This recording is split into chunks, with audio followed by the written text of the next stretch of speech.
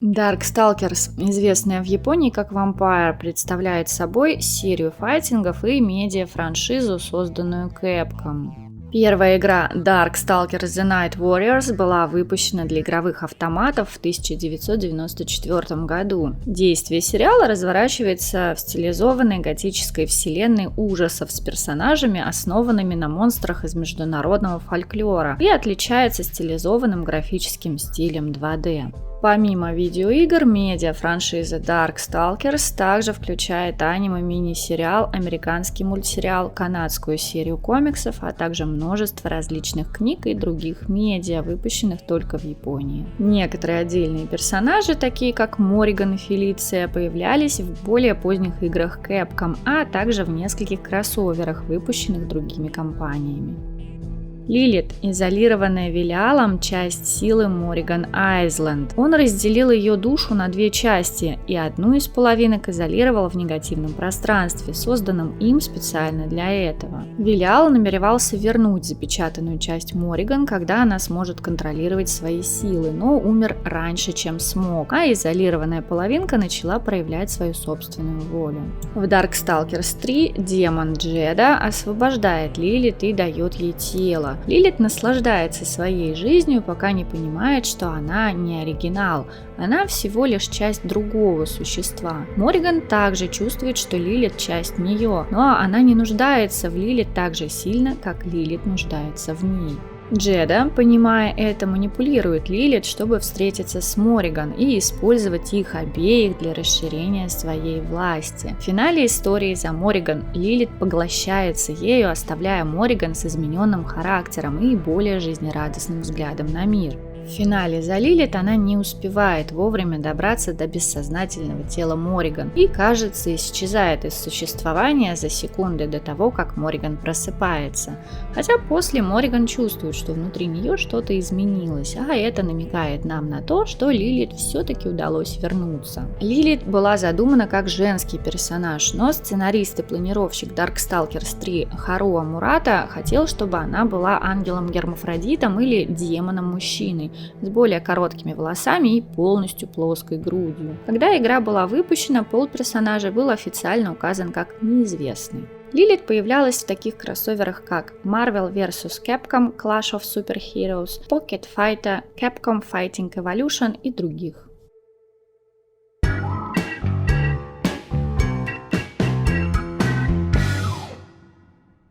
Котабуки вернулась на наш канал с еще одной впечатляющей и соблазнительной комплиткой. На этот раз смертоносная и опасная Лилит в совершенно новом дизайне от художника Ямаситы Сюньи. И, как всегда, Кото потрудились над дизайном коробки. Помимо цвета коробки, выполненной в черно-бордовом градиенте, она имеет три окошка, два из которых на крышке и сбоку выполнены в форме летучей мышки, что отсылает нас к крыльям нашего суккуба. Нет, тут не про Бэтмена. Арт Сюньи расположился с другого бока коробки, а продакт-шоты разной крупности на задней стороне. Там же можно увидеть арты двух других фигурок этой серии – Морриган и Фелицию. Последняя у нас есть и ждет своего часа. Все предупреждения, дабы не резало глаз, они поместили на нижнюю сторону коробки. Внутри все в лучших традициях. Тематический задник и сама фигурка в большом блистере, проложенная полиэтиленом от закрасов. Давайте выпустим суккуба, конечно же, из ее заточения. Котабуки сделала отличный скульпт для Лилит, от ее позы до деталей ее наряда и блеска ее крыльев. Лилит одета в свой стандартный костюм из игр, красно-глянцевая, будто латексная боди с такими же глянцевыми сапогами и на контрасте с ними совершенно матовые фиолетовые колготки и перчатки. Крылья на спине и голове тоже красные, но только снаружи. Изнутри они темно-зеленые и имеют текстуру реальных крыльев с обеих сторон. Лилит стоит на одной ноге, слегка приподняв вторую, а руки закинуты за голову, и это создает ощущение, что она куда-то непринужденно шагала, и ее запечатлели в этот момент. Но папарацци был замечен. Лилит явно на кого-то смотрит, немного скосив взгляд в сторону и слегка улыбаясь.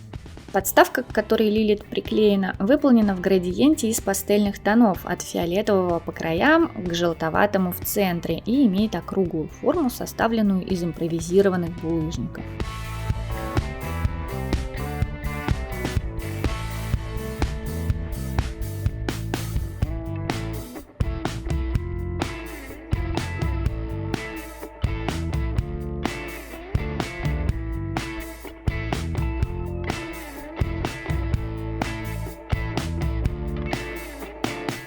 Всем привет!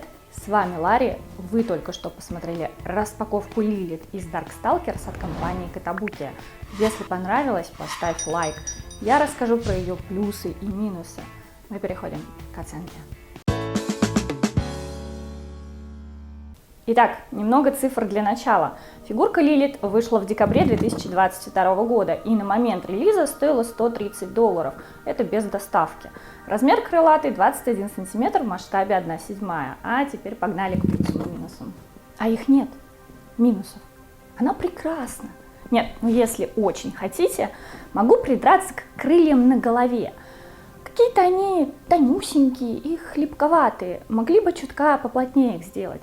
А так, это первое, что сломается в случае чего. Мне бы очень не хотелось. Все, я свой минимум по придираниям выполнила. Если у кого есть еще какие-то замечания к фигурке, жду вас в комментариях, обсудим. Вдруг я чего не заметила. Ну а теперь можно и похвалить. Милота, ну милота же. А вы заметили, что на колготках мышки имеют глазки? Глазки, блин. Нет, что? Мне очень нравится цвет боди. Обожаю такой вот карамельно-красный. Они могли сделать его матовым, но не сделали. И молодцы. И вообще цвета шикарные. Я не увидела страшных стыков или швов, плохого градиента или теней. Лилит получилось отлично. Сказать больше нечего. Я в восторге.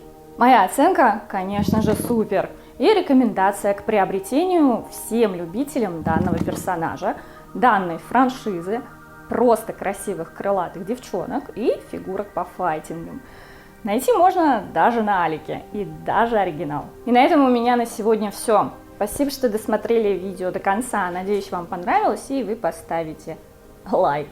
Подписывайтесь на канал, если еще не подписаны, чтобы не пропустить дальнейшие обзоры. Заглядывайте к нам в другие соцсети и в те самые граммы.